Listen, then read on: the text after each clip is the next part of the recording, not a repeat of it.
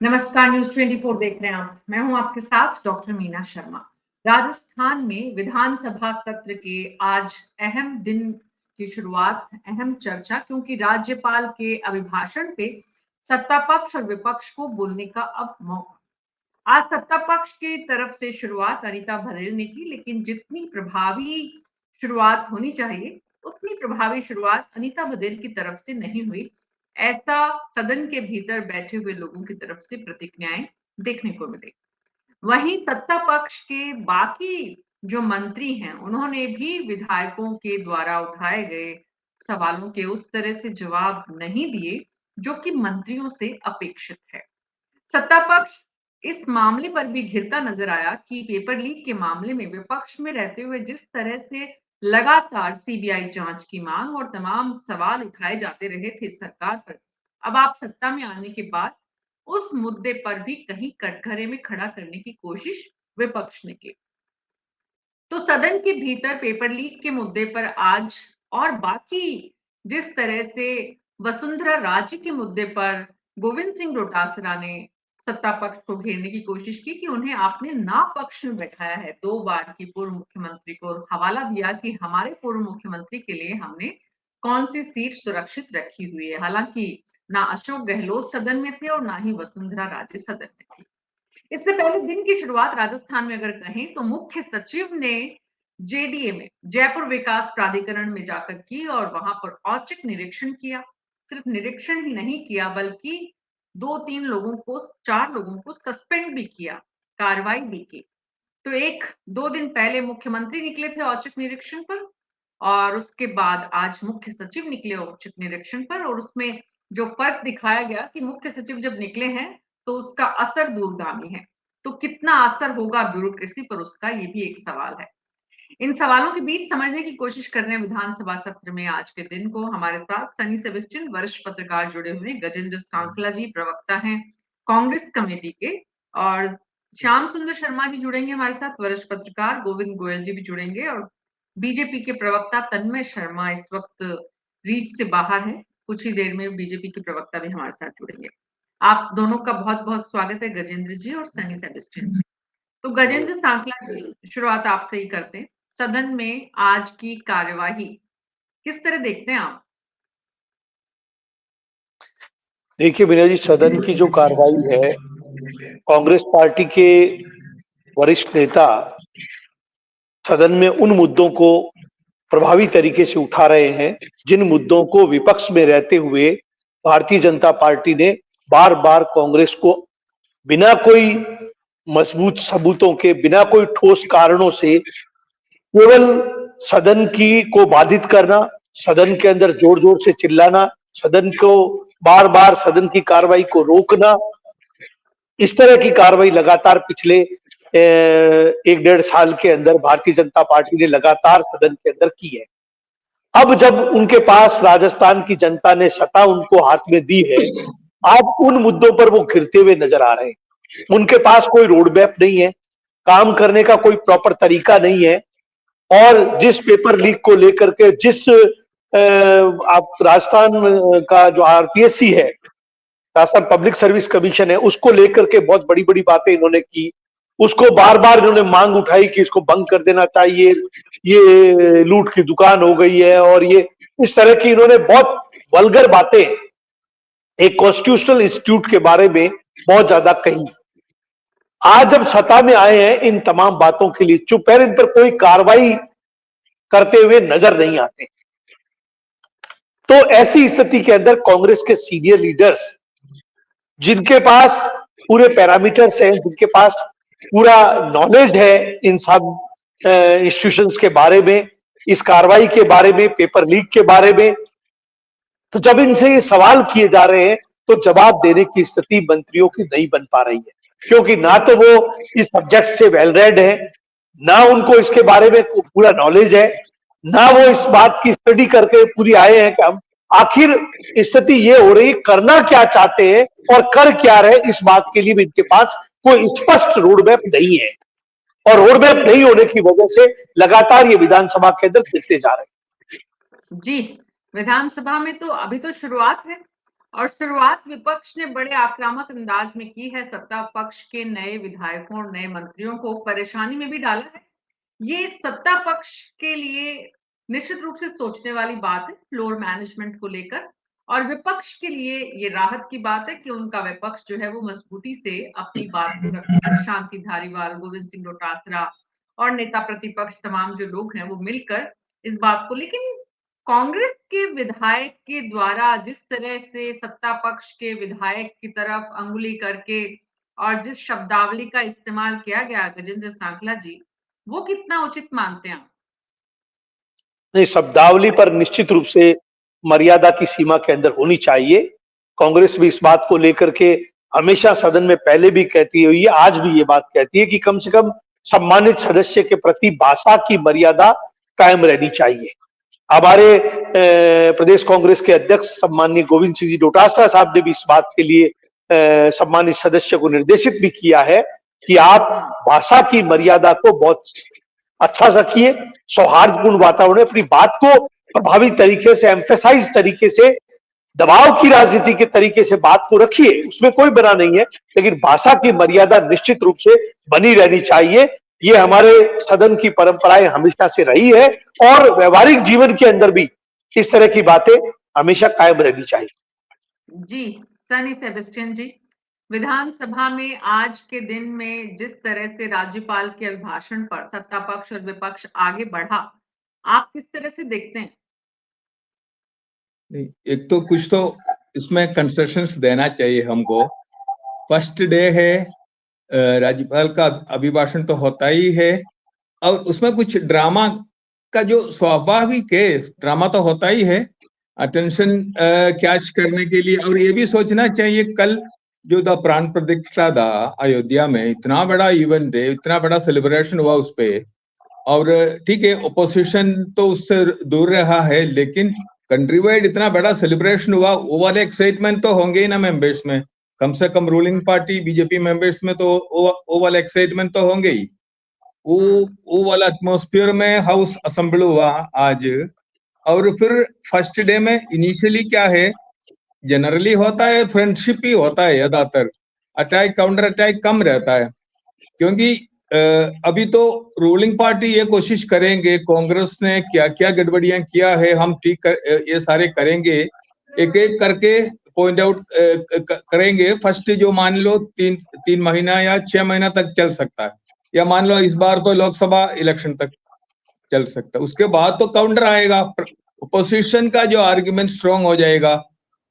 अभी जो ruling party के साथ एक प्रॉब्लम ये है, जो एक्सपीरियंस लोग है वो अंग्रेजी में बोलते ना not at the helm of affairs, उनको चार्ज नहीं दिया है, उसका तो भुगतना ही पड़ेगा पार्टी को। तो परफॉर्मेंस इतना पीरियड में, ये जो कम पीरियड में ये ट्रेन करके कितना टाइम में ये लोग ट्रेन कर पाएगा, ये देखने की बात है। और सीएम साहब के लिए भी जो उन्होंने अपना जो आंसर्स देने के लिए 3 बाकी मंत्रियों को काम दे रखा, इस तरह का काम भी दे रखा है। ये इस तरह का माहौल में सारे चल रहे हैं ना, जो जिनका जिम्मेदारी है वो और किसी को काम दे रखा है, और वो जो दे रखा है उन लोगों का खुद का भी काम होता है, प्लस बाकी जो उनके कोलीग्स है उनका भी एक्सपीरियंस तो है नहीं इस तरह के एक्टिविटी में, पार्लियामेंट्री एक्सपीरियंस है। मंत्री वाले एक्सपीरियंस के अलावा पार्लियामेंट्री एक्सपीरियंस का भी कमी नजर तो आएगा ही। फिर ठीक है, कांग्रेस को ये सिचुएशन कितना, कांग्रेस और बाकी जो इंडिपेंडेंस है वो लोग कितना एक्सप्लॉइट कर पाएगा वो उन पर निर्भर है। बिल्कुल। तो अभी पहले दिन है, लेकिन आज जिस तरह से पेपर लीक के मुद्दे को उठाने की कोशिश की गई, श्याम सुंदर शर्मा जी, क्या लगता है आपको आज की, जिसको कहते हैं ना आगाज से ही समझ में आ जाता है कि किस तरह के कितने पानी में है, पूत के पांव पालने में दिख जाते हैं, इस तरह की कहावतें हमारे यहाँ रहती हैं और सुनी है, और हमेशा वो सही साबित भी हुई है। लेकिन सनी जी जैसे कह रहे हैं कि भाई इतना बड़ा भक्ति का इवेंट था, इतना बड़ा ये राम मंदिर का आस्था का मुद्दा था, और पूरा देश जिस तरह से दिवाली मनाया है, वाकई में पूरा राम में और दिवाली में जो माहौल था, उसके साथ ही अगले दिन सदन में आने से थोड़ा सा ग्रेस मार्क देना चाहिए सत्ता पक्ष के लोगों को। श्याम जी। अब देखिएगा कि धार्मिक कार्यक्रम अलग बात है, राजनीति अलग बात है, विधानसभा अलग बात है। सब अलग-अलग केंद्र बिंदु अलग-अलग तरीके से हैं। आज विधानसभा में देखिएगा जो प्रश्न था, वो राष्ट्रीय लोकतांत्रिक पार्टी का हनुमान बेनीवाल का था। कांग्रेस का तो प्रश्न था ही नहीं, कांग्रेस ने प्रश्न नहीं लगाया था वो। हनुमान बेनीवाल ने लगाया और हनुमान बेनीवाल ने कहा कि जब आप चुनाव लड़ने गए थे तो आपने ऐलान किया था कि हम सीबीआई से जाँच कराना चाहते हैं। अब क्योंकि आपकी पार्टी सरकार में आ गई है, तो ऐसी स्थिति में इसकी सीबीआई जाँच क्यों नहीं कराई जाती? तो देखिएगा कि अब सरकार की तरफ से गजेंद्र सिंह खीवसर जो कि मुख्यमंत्री की तरफ से जवाब दे रहे थे, जो चिकित्सा मंत्री हैं, मुख्यमंत्री तो जवाब देते नहीं हैं। हम विधानसभा में हमेशा का है कि सत्ताधारी जो पार्टी के मंत्री होते हैं, वो विभागों को दे दिया जाता है और वो देते हैं जवाब। वो जैसा परंपरा है और कोशिश होती है अगर कोई अटक जाता है तो मुख्यमंत्री के बीच में हस्तक्षेप कर सकते हैं। मुख्यमंत्री को किसी भी प्रश्न पर हस्तक्षेप करने का अधिकार होता है, क्योंकि वो सदन का नेता होता है और प्रतिपक्ष के नेता को पूछने का अधिकार होता है किसी भी प्रश्न से। लेकिन आज प्रतिपक्ष के नेता ने इस प्रश्न पे नहीं पूछा कुछ भी, पूछा गोविंद सिंह डोटासरा ने। और डोटासरा ने जब पूछा तो देखिए जिस प्रकार से उनके ऊपर आरोप लगने लगे कि नाथी के बारे में तो सब कुछ होता था और फिर वो जो लगने चाहिए वो लग रहे थे और मंत्री ने, लेकिन मंत्री को इस तरह का आरोप नहीं लगाने चाहिए, तो उन्होंने आज कलाम कोचिंग इंस्टीट्यूट के ऊपर प्रहार भी किया और फिर जो स्थितियां बनी तो फिर वो विधानसभा अध्यक्ष ने उस क्वेश्चन को क्लोज कर दिया और मंत्री ने इतना ही कहा कि देखिएगा कि अभी एसआईटी हमने गठित की है और जो सीबीआई में काम कर चुके हैं वीके सिंह, मैं आपकी बातचीत करा दूंगा, सलाह कर देना। अगर वो ये सक्षम नहीं होती और वो सिफारिश करती है तो हम सीबीआई को देने के लिए तैयार भी हैं। अब आज की स्थिति में ये नहीं कहा कि सीबीआई को दे देंगे, क्योंकि अब सरकार आ जाने के बाद केंद्र सरकार के किसी भी मामले में तो हस्तक्षेप सीधा सीबीआई कर सकती है। अब वो राज्य सरकार से नहीं पूछेगी, लेकिन राज्य सरकार के मामले में निश्चित तौर पर सिफारिश तो करनी पड़ेगी, जब भी सीबीआई जांच कर सकती है। नियम है, चाहे भले परमिट कर दी, परमिट उसी के लिए क्या है, केवल केंद्र सरकार के कार्यालयों को लेकर के परमिट किया है।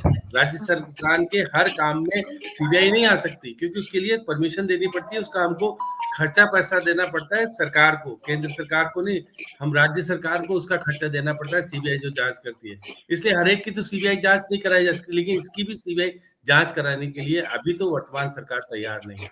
कह रहे हम पकड़ रहे हैं और ये कर रहे हैं सारी चीजों को, देखिएगा क्या करेंगे नहीं करेंगे। लेकिन जिस प्रकार से कांग्रेस को इस मामले को उठाना चाहिए था, वो नहीं उठा रहे थे। इसका मतलब है कि कांग्रेस भी इस मामले में कहीं न कहीं उलझी हुई है और कहीं न कहीं आरोप प्रत्यारोप का अंदर का सिलसिला मुझे जुड़ा हुआ लगता है। इसलिए कांग्रेस जिस दमखम के साथ मामला उठाना चाहिए था, नहीं उठा पाए। और जो हनुमान बेनीवाल के माध्यम से प्रतिपक्ष के नेता को, तो फिर इसके मामले, इसका मतलब है प्रतिपक्ष के नेता को समझाया गया था कि आप मत बोलना। गोविंद सिंह डोटासरा ने बोलकर तीसरी कर दिया और फिर मामला दब सा गया। और फिर देखिए बाकी के क्वेश्चंस में भी जैसा लगता था कि भाई कांग्रेस कुछ बहुत हंगामा करेगी, लेकिन कांग्रेस 71 होने के बाद आज विधानसभा में कितने लोग मौजूद थे? सीनियर्स लोग आए क्यों नहीं? ये मुझे नहीं पता क्यों नहीं आए। ये सब चीजें अंकित करती है कि आप लोकसभा के चुनाव की तैयारी कर रहे हैं या क्या करना चाहते हैं। लेकिन मुझे नहीं, विधानसभा में जिस तरह से सरकार को घेरे जाने के बहुत सारे मुद्दे, जैसे राजीव गांधी वाले में आया कि भाई सरकार ने क्यों निकाल दिया, सब कुछ किया, वो सारी बातें स्थगन के तहत प्रश्न लगा था। 2 विधायक कांग्रेस के बोले और फिर वे राजकुमार रोहत भी बोला। और देखिएगा उन्होंने तो ये कहा कि बीजेपी के 2 विधायक दर्शन सिंह और एक और है, उन्होंने सरकार को सिफारिश की है कि भाई इनको हटाओ मत, इनको लगाए रखो। तो अभी एक तरह से जिस प्रकार से अगर घेरे जाने की स्थिति बन रही थी तो आप घेर सकते थे। कांग्रेस क्यों फिर बाइकाट करके, क्योंकि उनकी स्थिति थी नहीं, बाइकाट करके चले गए। तो ये सब चीजें अंकित करती है कि विधानसभा के प्रति आप कितने समर्पित भाव से काम करना चाहते हैं। प्रतिपक्ष को तो तैयारी करके जाना पड़ता है और प्रतिपक्ष अगर नहीं खिंचाई करेगी तो फिर आपको सत्ता पक्ष, अब देखिए मैं समझिए पहली बार देख रहा था कि विधानसभा के अध्यक्ष जो नए हैं अभी, क्योंकि पूरी तरीके से सोच समझ के अभी समझ नहीं पा रहे, समझने में टाइम लगता है निश्चित तौर पर। लेकिन जिस प्रकार से बातचीत करना चाह रहे थे, प्रतिपक्ष तरीके से रणनीति के तहत अगर पूछता है और बातें करता है, तो फिर प्रतिपक्ष के नेता को तो हर चीज पे क्योंकि नॉलेज रखने की जरूरत है और उसको घेरने की जरूरत जब पड़ेगी, जब आप अनुभव के आधार पर सब चीज। और वो देखिए आज तो मैं सुन रहा था अनीता बघेल जिस प्रकार से प्रहार कर रही थी, देखिएगा हम जब आप इधर बैठते थे प्रतिपक्ष के नेता, तो आप क्या कहते थे, आप इधर आ गए हो। जिस तरह से उन्होंने प्रहार करने की कोशिश की थी, तो मुझे लगा कि प्रतिपक्ष तैयार होके नहीं आ रहा है, सत्ता पक्ष ज्यादा तैयार था। इसका मतलब ये था कि जिस प्रकार से सीनियर्स लोग बोल रहे थे और जो कुछ कर रहे थे, तो मेरे को अब जिस तरह की घटना आज पहले दिन का जो सिनेरियो देखा था, जो कि प्रतिपक्ष को मजबूती के साथ अपनी बात पहले दिन ही प्रश्नकाल था, पहले दिन शून्यकाल था, ये सब चीजें देख करके मुझे लगा कि आप तैयारी करके क्यों नहीं बोल रहे हो, बोलो। आज तो आपका मौका है कि देखिए अवैध खनन हो रहा है, लॉ एंड ऑर्डर अभी काबू में नहीं है ढंग से, आप बोलो ना, क्यों नहीं बोल पा रहे हो। आपके लोगों को जब मैं बोलता देख रहा था, तो वो ही सुस्तीलापन, वो सारी बातें, क्यों आप अभी तक महीने भर बाद जब आपके कह रहे थे कि भाई आपकी योजनाओं को, उन्होंने कहा कि हमने योजना बंद नहीं की, हमने तो उसको सुधार करके आपने अन्नपूर्णा को इंदिरा रसोई करने का प्रयास किया 4 साल बंद करके, तो आप उसके पास जवाब दे, आपके पास भी जवाब नहीं था। आपने नाम परिवर्तित किया, तो आने वाली सरकार ने परिवर्तित कर दिया। चिरंजीवी योजना को लेकर के जिस प्रकार का स्पष्टीकरण आना चाहिए था, वो भी नहीं आ पा रहा था। तो जब देखिए विधायक आपके एक्सपीरियंस होल्डर आए हैं, जो कि इतनी बार जीते हुए हैं, आपको जो भी आप शुरुआत करते हैं, अच्छे व्यक्तियों को शुरुआत करने के लिए खड़े करो, जिससे कि आपकी बात को सामने रखा जाए। आज गोविंद सिंह डोटासरा ने निश्चित तौर पर बहुत सारी ठीक बात कही और कहा कि मैं स्वीकार करता हूँ कुछ चीजें हमारी कमियां थी, जब तो हम विपक्ष में आकर के बैठे। अगर सत्ताधारी पार्टी के प्रदेश अध्यक्ष को शुरुआत करनी पड़ रही हो, तो फिर क्या स्थिति होती होगी। आज सचिन पायलट को मौजूद होना चाहिए या पूर्व मुख्यमंत्री जी को मौजूद होना चाहिए, जिससे कि पहले जो राज्यपाल के अभिभाषण में जिम्मेदारी के साथ जो कांग्रेस को अपनी बातें रखने का आज मौका मिला था, उस मौके को क्यों छोड़ते हैं। अब देखिए, आप जब राज्यपाल के लास्ट में आएगा, तो प्रतिपक्ष के नेता को बड़ी जिम्मेदारी के साथ आप कमियों को सरकार को खोजना चाहिए। देखिए, आप आपका काम है, आप 70 हो गए हो, एक बढ़ भी गया है, तो ऐसी स्थिति में आपकी जिम्मेदारी अधिक बढ़ जाती है कि आप मुख्यमंत्री जी नए हैं, लेकिन काम कर रहे हैं, क्या कर सकते हो आप, बहुत सारी चीजें हैं। आप आरोप लगाओ, तथ्यों के आधार पर लगाओगे तो निश्चित रूप से मजबूती मिलेगी कांग्रेस को, और लोकसभा में उसका फायदा मिल सकता है। क्यों नहीं हो पा रहा है तैयारी, मुझे नहीं पता।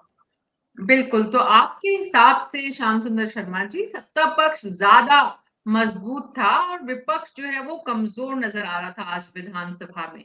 गोविंद गोयल जी, आपने ये पूरी प्रक्रिया देखी क्वेश्चन आवर की? मीना मैम, मैं माफी चाहूंगा, मैं इस विषय पे आज तैयार नहीं था, और शायद जो मैं श्याम सुंदर जी को सुन रहा था, तो मुझे लगता है कि मैं इसमें शायद कोई अच्छा पैनलिस्ट साबित नहीं हो पाऊंगा, क्योंकि जब तक आपने विधानसभा की प्रोसीडिंग देखी नहीं है, तब तक हम चाह रहे थे कि गंगानगर जो इलाका है, वहां से जिस तरह से आम आदमी पार्टी के साथ गठबंधन की बात लोकसभा चुनाव को लेकर हो रही है, वहां पर बीजेपी की जो कमजोर स्थिति है, और उसके बाद सदन में जिस तरह का व्यवहार हो रहा है, तो उस संदर्भ में हम उस इलाके की बात आपसे करते। लेकिन कोई बात नहीं, सनी सेबेस्टियन जी, सवाल ये है कि विपक्ष के पास जो है अशोक गहलोत जी के बारे में हम जानते हैं कि वो जब विपक्ष में होते हैं तो विधानसभा नहीं आते। सचिन पायलट भी बड़े नेता बन गए, वो भी विधानसभा नहीं आएंगे। तो यहाँ ये भी स्थिति साफ है कि यहाँ संभालना गोविंद सिंह डोटासरा को और जो नए नेता प्रतिपक्ष बने हैं उन्हीं को है। नहीं तो एक्चुअली क्या है, कांग्रेस सीनियर लीडर्स के पास एक्सक्यूज है, भारत जोड़ो यात्रा चल रहा है ना। लेकिन फर्स्ट डे में तो एब्सेंट होना कोई चीज नहीं है, होना मतलब उनको वहां मौजूद होना चाहिए, ठीक है, क्योंकि गवर्नर का अभिभाषण भी है और इस तरह की चीजों है। और कुछ तो जैसे जो आपने शुरू में कहा है, रोड मैप ओपोजिशन का भी होना चाहिए, रूलिंग पार्टी का भी होना चाहिए। ओपोजिशन का ज्यादा होना चाहिए, क्योंकि कहाँ रूलिंग पार्टी को ट्रैप कर सकता है, कॉर्नर कर सकता है, उस हिसाब से प्लान करके आना चाहिए। और जैसे मैं भैरव सिंह जी के टाइम और सीनियर जो 80s में असेंबली देखा है, और बहुत ही सिस्टमैटिक तरीके से हर मिनिस्टर को भैरव सिंह जी कॉर्नर करता था, इतना टेरर रहता था जो ओपोजिशन का हाउस में और हाउस के बाहर भी। इसीलिए वो तो ऑलमोस्ट, मैंने पहले भी हमारे पैनल डिस्कशन में कहा है, ऑलमोस्ट पैरेलल गवर्नमेंट चलाता था, क्योंकि उनके पास पॉइंट्स था, रिकॉर्ड्स था, और ये जो आइडियाज पीदा उस हिसाब से अपने लेफ्टिनेंट से वो शुरुआत करता था और करवाता था, और उसके बाद वो टेकअप करता था कई पॉइंट्स, कई आर्ग्यूमेंट्स, और वाकई में सीएम तक आ जाता था, सीएम को जवाब देना पड़ता था, इस तरह का सीधी में आ जाता था। इसलिए तैयारियां तो होना चाहिए, और आराम से नहीं चल सकता ये पॉलिटिक्स, है ना। अभी तो कांग्रेस को ये भी मालूम होना चाहिए आराम से तो पॉलिटिक्स वो वाला जमाना अभी नहीं है। होमवर्क तो करना पड़ेगा, हार्ड वर्क करना पड़ेगा, नहीं तो बाहर भी प्रॉब्लम, जो पब्लिक कॉन्डक्ट मिस हो रहा है, प्लस हाउस के अंदर अपना ड्यूटी नहीं कर रहे, और रूलिंग पार्टी को क्वेश्चन करने का, चैलेंज करने का, और पब्लिक का जो ग्रीवेंसेस है वो एयर करने का जो काम नहीं करेगा, तो फिर रेलेवेंस क्या है पॉलिटिकल पार्टी का, स्पेशली ऑपोजिशन पार्टी का क्या रेलेवेंस रहता है। ये है मेरा फीलिंग इसमें। जी, तो यानी ये बात सही है, शैडो कैबिनेट बनाने की भी बात होती थी, होती रही है, कुछ समय बनी भी, लेकिन इस बार वैसी कोई बात नजर नहीं आ रही है। सवाल ये कि लोकसभा में कांग्रेस पार्टी के पास कुछ हासिल करने का मकसद है, बीजेपी के पास खोने को कुछ नहीं है। बीजेपी के पास 25 सीट है, अगर एक भी मतलब जो भी होगा नुकसान, वो दरअसल बड़ा नुकसान बीजेपी मान के अपनी तैयारी कर रही है। और इसीलिए आप सब राम मंदिर के मुद्दे पर और तमाम विषयों पर जनता को एकजुट, प्लस आपका जो कैडर है उसको जिस तरह से आपने लामबंद करने की कोशिश इस मुद्दे पर और वैसे भी की है।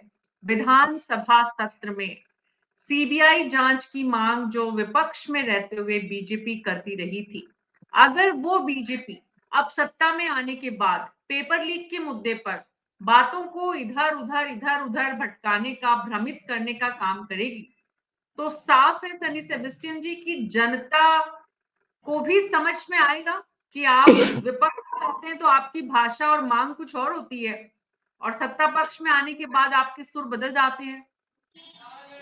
नहीं, एक्चुअली पेपर लीक तो अलग इश्यू है, क्योंकि पेपर लीक कांग्रेस को डिफेंस में आना पड़ता है ना पेपर लीक में, और खुद कांग्रेस इसमें कोई इनिशिएटिव नहीं लेंगे। वो तो मतलब उसमें तो ओबियस है, रीजन तो ओबियस है, लेकिन उसके लिए भी अच्छा पॉइंट्स इनको इकट्ठा करके रखना चाहिए था, आर्गुमेंट देना चाहिए था, वो तो नहीं कर रहे। तो उनको मालूम होना चाहिए, मालूम है, होता ही है ये इश्यू आएगा, और उसको काउंटर करने के लिए हमारे पास क्या है, या और कोई इश्यू करते हैं, या जोधपुर वाला जो हाउसिंग जो है इसका जो गजेंद्र सिंह वाला इश्यू, कोई भी इश्यू उठा के वो काउंटर करते हैं। इस तरह का पार्लियामेंट्री डेमोक्रेसी में ही होता है।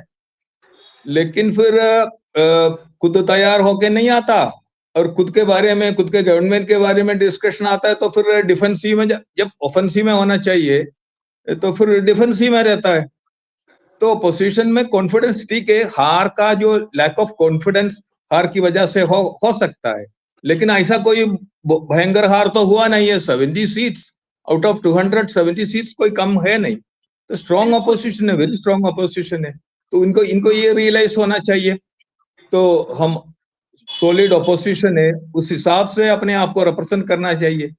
और नया, ठीक है, प्रतिपक्ष का तो लीडर नया है कंपैरेटिवली, और उनको तो थोड़ा और टाइम देना चाहिए, वो तो करेंगे ही अपना काम होपफुली। लेकिन डोटासरा जी कर रहे हैं, ठीक है, मेरे ख्याल से उनका भी बनता है, क्योंकि पेपर लीक तो इनडायरेक्टली डायरेक्टली उनके ऊपर ही आता है ना। हाँ, उन्हीं पर बिल्कुल। जाता है, बिल्कुल बिल्कुल। तो ऐसे में गोविंद सिंह डोटासरा जितने आक्रामक अंदाज में आज विधानसभा में नजर आए थे, क्या सत्ता पक्ष वाकई में उनके तेवर जो है वो पेपर लीक मामले में जितने आरोप विपक्ष में रहते हुए लगाए उनको साबित कर पाएगा, और गोविंद सिंह डोटासरा के आक्रामक अंदाज पर कोई असर डाल पाएगा? ये बड़ा सवाल है। गोविंद सिंह डोटासरा ने अपनी उपस्थिति बड़ी बेहतर बनाई है इस चुनाव के पहले और चुनाव के बाद में अध्यक्ष के रूप में रहते हुए, और लगातार वो एक कांग्रेस पार्टी के मजबूत नेता के रूप में अपनी पहचान बना रहे हैं। गजेंद्र सांकला जी, सवाल जो सनी सेबेस्टियन जी ने उठाया, श्याम सुंदर शर्मा जी ने उठाया, वो ये है कि कांग्रेस पार्टी में 70 होने के बाद भी जो कॉन्फिडेंस होना चाहिए वो कॉन्फिडेंस नहीं है। आप भी महसूस करते हैं? नहीं मीना जी, महसूस आज जो सदन की कार्रवाई को मैंने भी देखा है, मैंने भी सदन की कार्रवाई को देखा, कांग्रेस ने बड़ा आक्रामक तरीके से अपनी बात को रखी है और बहुत बेबाकी के साथ हमारे अध्यक्ष महोदय ने इस बात को बहुत प्रभावी तरीके से रखा। उनके पास जवाब नहीं था कि आप सीबीआई जांच की बात करते थे, क्यों नहीं इसकी जांच हो रही है। कहां उनके पास इस बात का जवाब था? बोल नहीं पा रहे थे, वो कह नहीं पा रहे थे, अपना स्पष्ट बात को रख नहीं पा रहे थे। और भी मुद्दों के लिए उन्होंने गेदे की कोशिश की। तो ऐसा कुछ नहीं है कि पूरी तैयारी के साथ कांग्रेस पार्टी थी और बहुत प्रभावी तरीके से अपनी बात को कांग्रेस पार्टी ने रखा है। ऐसी बात कहीं नजर नहीं आई कि कांग्रेस पार्टी, आपने भी उसकी रिपोर्ट को देखा होगा, आपने भी उसके कार्यक्रम को देखा होगा, कांग्रेस पार्टी के लीडर्स ने मैंने तो शुरुआत ही ये की थी गजेंद्र सांकला जी कि कांग्रेस पार्टी का, विपक्ष का, गोविंद सिंह डोटासरा और कुछ लोगों के द्वारा अच्छा परफॉर्मेंस रहा, लेकिन ओवरऑल जिस परफॉर्मेंस की बात यहाँ पर श्याम सुंदर शर्मा जी और सनी सेबेस्टियन कर रहे हैं, अशोक गहलोत, सचिन पायलट, इनकी उपस्थिति को लेकर, नेता प्रतिपक्ष की तरफ से उनकी जो एक तरह से मौजूदगी है उसको लेकर, और बाकी नेताओं की भाषा शैली को लेकर, तो आपने भाषा शैली पर खुद स्वीकार किया कि अध्यक्ष महोदय ने भी उस पर प्रश्न चिन्ह लगाया है। आगे से ऐसा कांग्रेस पार्टी में नहीं होगा, ये भी स्वीकार भी किया है। ये बड़ी अच्छी बात है। बिल्कुल। श्याम शर्मा जी, सवाल ये है कि सत्ता पक्ष के विधायक और मंत्री हैं, उनकी उपस्थिति जो आज, उनकी परफॉर्मेंस जो आज थी, वो भी अप टू द मार्क नजर नहीं आ रही थी। लग रहा था कि नए हैं, प्रक्रियाओं को सीखना है, समझना है, बार बार ऐसा महसूस हुआ। ये बात तो मैं भी स्वीकार करता हूँ कि मंत्री को ये जानकारी नहीं थी कि मुझे जवाब देना है नहीं देना है, कौन से विभाग किसका जवाब देगा। ये तो शुरुआत में रहा कि देखिए वो अध्यक्ष पुकारते रहे तो मंत्री भी को पता ही नहीं पड़ा कि कृषि मंत्री जी देंगे कि चिकित्सा मंत्री देंगे कि कौन सा मंत्री देगा।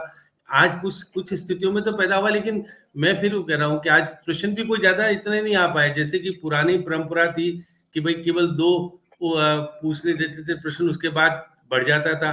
लेकिन आज पहला प्रश्न 15 मिनट चला और 15 मिनट चलने के बाद भी कुछ और देखिएगा, आज पहली बार देखा 2 अधिकारियों को विधानसभा में निलंबित करने की कार्रवाई की गई। इससे पहले कांग्रेस के शासन में नहीं होता था ऐसा। आज पहले दिन ही 2 अधिकारियों को निलंबित किया, वीडियो कॉल उसको किया विधानसभा में। कहा ना जिस प्रकार मदन दिलावर ने कहा कि मैं उनको निलंबित करता हूँ। ये सब चीजें ये है कि आप विधानसभा के प्रति कितने समर्पित भाव से काम कर रहे थे। आज जितेंद्र गोठवाल का मैं सुन रहा था, जो जीत के आए, वो प्रसादी लाल मीणा के खिलाफ आरोप लगा रहे थे कि मैंने तो एक सोनिया गांधी को लेकर के एक थोड़ी सी टिप्पणी कर दी थी, 52 दिन जेल में बंद कर दिया, जबकि मेरा कोई रिकॉर्ड ही नहीं था। तो वो कह रहा था कि उसकी जांच कराऊंगा।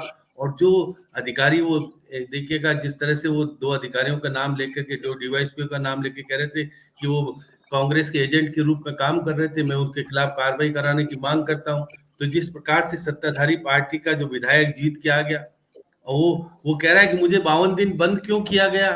वो ये कह रहे थे कि चुनाव नहीं जीते, प्रसादी लाल मीणा के काले कारनामे बाहर नहीं आए। वो जिस प्रकार के आरोप लगा रहे थे कि मैं कहता हूं कि जो कांग्रेस के 6 महीने के कार्यकाल की जांच की जानी चाहिए। सत्ताधारी पार्टी तो ये सब चीज करेगी, क्योंकि उसको इसमें प्रतिपक्ष को घेरने का और प्रतिपक्ष को बांधे रखने का, शांत रखने का तरीका भी यही है। अब देखिए बहुत सारे, देखिए मैं देख रहा था कि पैनलिस्ट जो पहली बार सभापति बने उनको भी थोड़ा सा भी नॉलेज कम है, वो भी, और जिस तरह से सभापति को बनाया जाना चाहिए था, अभी नए को बनाया, तो वो खुद भी अभी तक उस परिपूर्ण स्थिति में आ नहीं पाए। लेकिन देखिएगा जिस प्रकार से, देखिएगा जो प्रस्ताव अनीता बघेल के माध्यम से रखा है और उसको अनुमोदन कराया, दोनों अच्छे बोले। उसके बाद और मैं मानता हूँ गोविंद सिंह डोटासरा ने अपनी बात को कहने का प्रयास किया और ठीक तरीके से कह पाए। लेकिन बाकी के लोग जो बोलने चाहिए थे, जैसे राजकुमार रोध अच्छा बोला, बहुत ठीक ठाक बोला, और उसने जो परिस्थितियां करके दिखाई, तो उसका मतलब है कि उसकी तैयारी ठीक ठाक है। अब मैं वही कह रहा हूँ, प्रतिपक्ष के नेता को अभी तैयार होने की जरूरत है, क्योंकि हाँ वो पहले दिन था उनका, कुछ एकाध चीज में वो बोलने का प्रयास किया, पूछने का प्रयास किया, हाँ जो होना चाहिए, लेकिन जो नॉलेज लेके बैठना चाहिए। जो प्रतिपक्ष का नेता, सही है, भेरू सिंह जी की शेखावत के टाइम में यदि वो खड़े होते थे तो सत्ताधारी पार्टी का सीएम भी घबराता था, क्या पता क्या आरोप लगाएंगे, और वो कई बातों को स्वीकार भी कर लेते थे प्रतिपक्ष के नेता की बात को कि नहीं नहीं हम आपकी बात को स्वीकार करते हैं और हम इस पे एक्शन करेंगे। जिस तरह से परिपक्व तरीके से प्रतिपक्ष के नेता को तैयार होना चाहिए, सांकला जी, आज गजेंद्र जी, मैं मानता हूं कि जूली ठीक व्यक्ति है, आरोप नहीं है, तैयारी कम है उनकी, अभी तैयारी करनी पड़ेगी। वो निश्चित रूप से आप सही कह रहे हो कि वो भारत जोड़ो न्याय यात्रा में जो आसाम के प्रभारी हैं उनके कारण से बने हो प्रतिपक्ष के नेता, वो गए जरूर राहुल गांधी से मिलने, वो तैयारी करने की स्थिति में क्यों नहीं हो पाए? क्योंकि देखिएगा, जब आप प्रतिपक्ष के नेता बन गए हो तो आप कांग्रेस की वो बताओगे कि कांग्रेस कितनी मजबूती के साथ रखना चाहती है और आपको प्रतिपक्ष का नेता बनाया क्यों। इसका कारण है कि आप तैयारी करके जाओगे तो प्रतिपक्ष का नेता के रूप में उभर के सामने आओगे तो आने वाले समय में हो सकता है आपका भाग्य खुले। कई बार ये होता है जो प्रतिपक्ष का नेता बनता है वो मुख्यमंत्री नहीं बनता। कई बार गोविंद सिंह गुलाब चंद कटारिया कहते ही थे, लेकिन हाँ आपके यहाँ तो हो सकता है प्रतिपक्ष का नेता रहा, वो रामेश्वर डूडी बेचारे बीमार हो गए, अलग बात है। ये तो अभी दूर की पौड़ी है श्याम जी, अभी तो बहुत, अभी तो नई अपने आप मीना जी, मैं कह रहा हूँ प्रेजेंट करने का, देखिए आज तो आप प्रेजेंट करने की बात है, प्रेजेंट क्या के साथ होती है प्रेजेंट, ऐसा नहीं होता है। रखोगे कितने प्रश्न आएंगे, किस तरह की बात है, आपको हाउस चलाने के लिए आपके लोगों से बातचीत तो करनी पड़ेगी। अब अभी तक प्रतिपक्ष उस विषय पे बातचीत करने में नहीं आती। जिससे प्रेरित हैं कुछ विधायक बड़े नेता विधानसभा में नहीं आते तो हम भी नहीं आएंगे, तो क्या हुआ गजेंद्र जी, यही बात है क्या? नहीं, ऐसी बात नहीं मीना जी, आना तो पड़ेगा। देखिए, अगर आप सदन के अंदर नहीं आओगे, श्याम जी की बात से मैं इत्तेफाक रखता हूं कि अगर आप सदन के अंदर नहीं आओगे, वेल रेड होकर नहीं आओगे, तैयारी करके नहीं आओगे, तो निश्चित रूप से वो तो एक तरह से कॉलेज है, कॉलेज की क्लास है। आज एमएससी की क्लासेज होती है, पीजी की क्लासेज, एमएससी, एमए, एमकॉम की क्लासेज है, लेक्चर्स चाहे 15 साल पूरे पढ़ाते हुए हो गए, लेकिन जिस दिन वो क्लास में पढ़ाने के लिए जिस टॉपिक को जाते हैं, कम से कम 10-15 मिनट वो पहले उसको देखते जरूर है, क्योंकि सामने पढ़ने वाला स्टूडेंट है वो भी पीजी का स्टूडेंट है, वो किसी भी तरीके से क्रॉस क्वेश्चनिंग कर सकता है, पूछ सकता है, क्वेरी कर सकता है, तो तैयारी के साथ तो जाना ही होगा।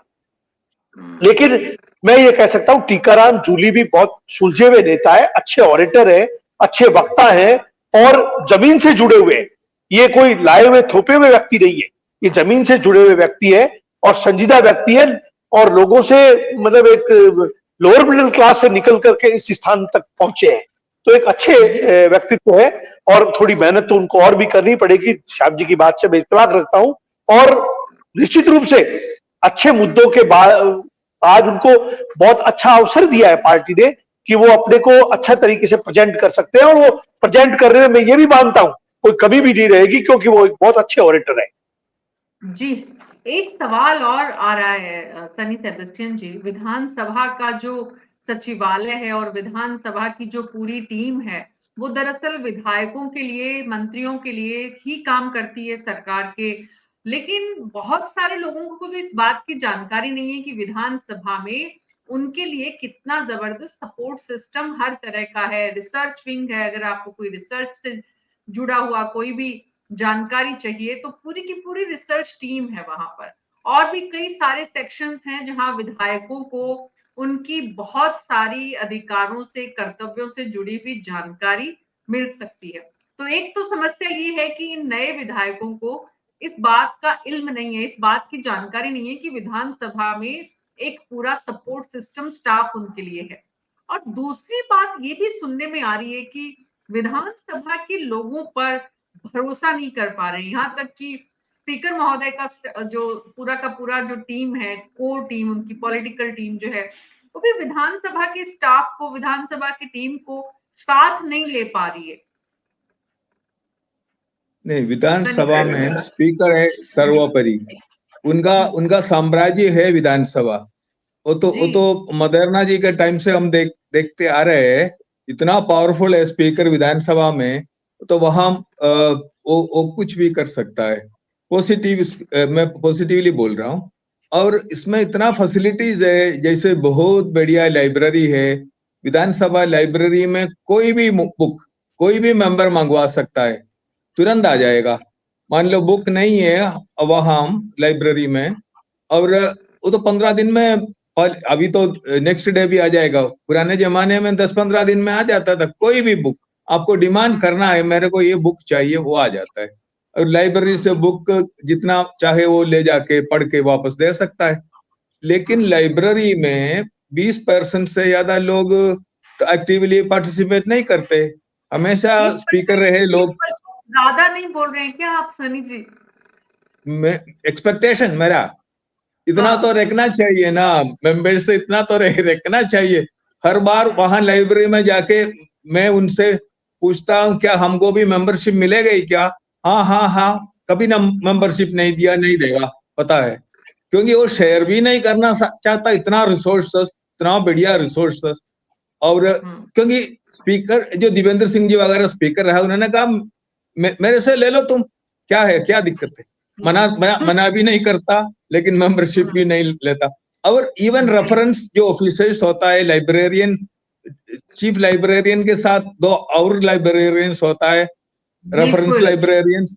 आपको तो क्वेश्चन लिख के भी मतलब देना ही है, वो लोग आंसर ढूंढ के लाएंगे।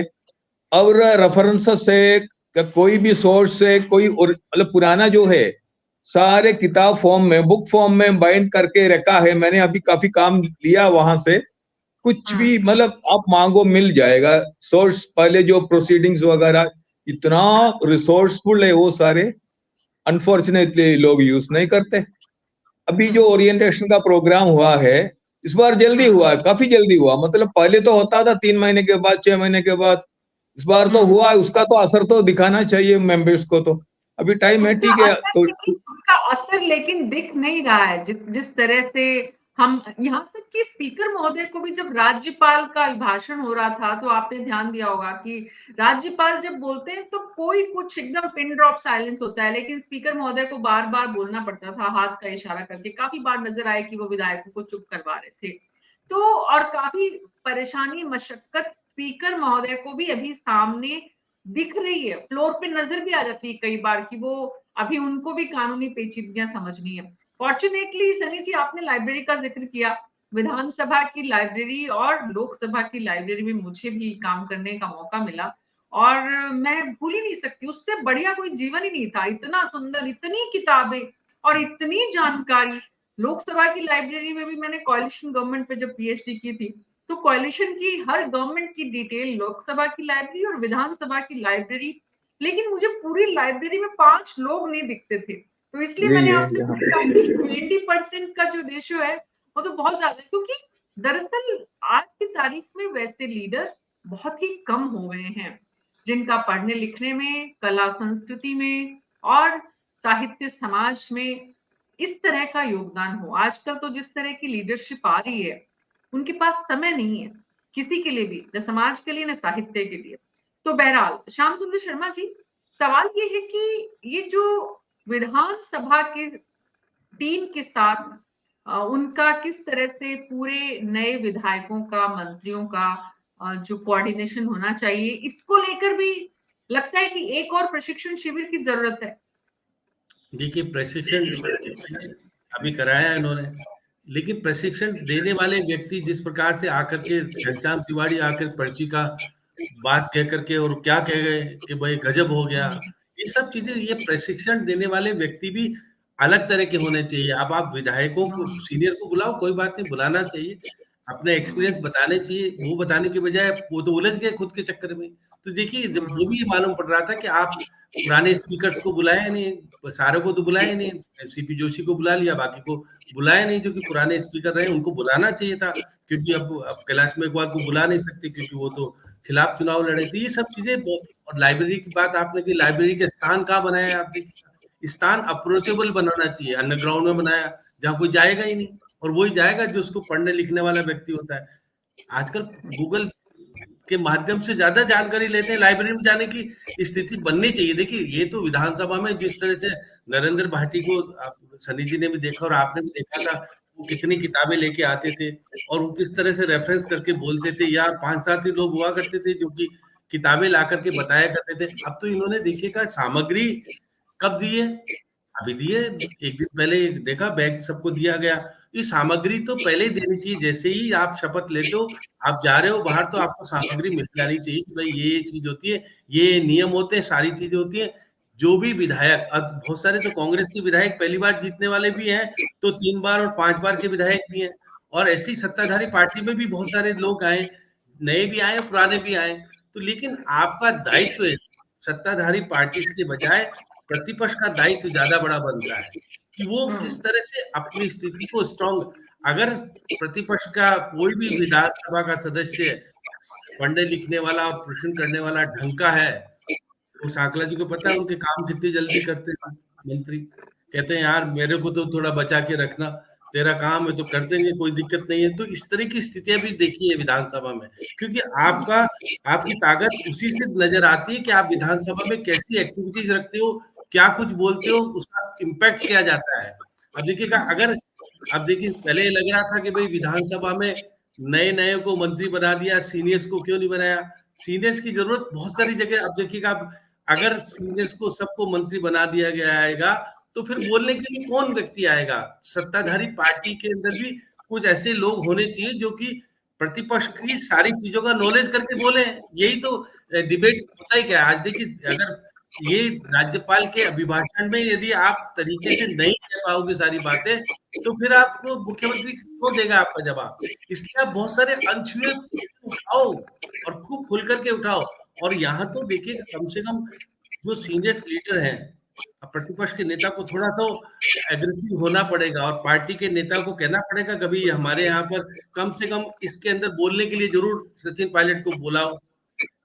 या मुख्यमंत्री तो कोई बोलते नहीं है। अगर ये प्रवृत्ति चेंज हो जाए कि भाई कम से कम एक बार बोलो तो सही, जिससे कि हम नए लोगों को उसको सीखने का मौका मिले, और उनके पास फाइनल की जानकारी ज्यादा होती है, वो बहुत तरीके से मामला उठा सकते हैं, लेकिन वो बचते हैं हमेशा। कभी विधानसभा में मैंने तो नहीं सुना कभी,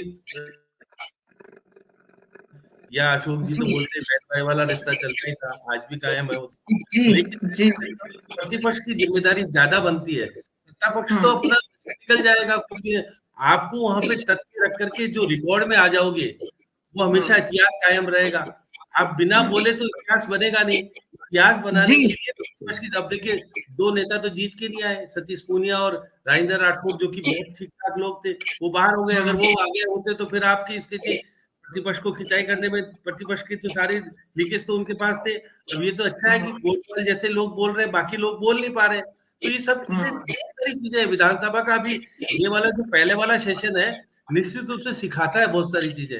अभी तो देखिए राज्यपाल का अभिभाषण है, जब बजट का सेशन आएगा तो सारी चीजें आएगी, और यहाँ पर नॉलेज आपको प्रदेश की पूरी अगर प्राप्त करनी है तो आपको वहां पर जब भी बहस हो रही तो आपको बेटर, आप देखिए केवल प्रश्नकाल के दौरान तो आपको भरा भरा नजर आता है, जब डिबेट होती है तो केवल कोरम ही पूरा होता है, कभी कभी तो कोरम में भी अधूरी हो जाती है। तो ये सब प्रवृत्ति, जब अगर प्रतिपक्ष का नेता स्ट्रांग है तो अगर वो खिंचाई करके रखेगा, नहीं जाने दूंगा, आप जान, अभी तो प्रतिपक्ष की तरफ से सचेतक ही नहीं बनाया, सचेतक बनाया जाना चाहिए, उपनेता का भी घोषणा की जाए। लेकिन आज की स्थिति में बहुत सही कहा आपने श्याम सुंदर शर्मा जी, कि जिस तरह से राजेंद्र राठौड़ लंबे समय से सदन में पूरे जिस भी तरफ रहे, सत्ता पक्ष में रहे या विपक्ष में रहे, अपनी उपस्थिति दिखाते रहे। गुलाब चंद कटारिया किधर भी रहे चाहे, लेकिन उनके होने से सदन में महसूस होता था। आज की तारीख में सतीश पूनिया, जो कि जनता के बीच भी उतने ही रहते हैं और विधानसभा के भीतर भी उनकी उपस्थिति, सवाल ये है कि आज की तारीख में सदन के भीतर सत्ता पक्ष में जो टीम है, उनमें फ्लोर मैनेजमेंट के मजबूत सितारे कौन कौन से निकल कर आएंगे।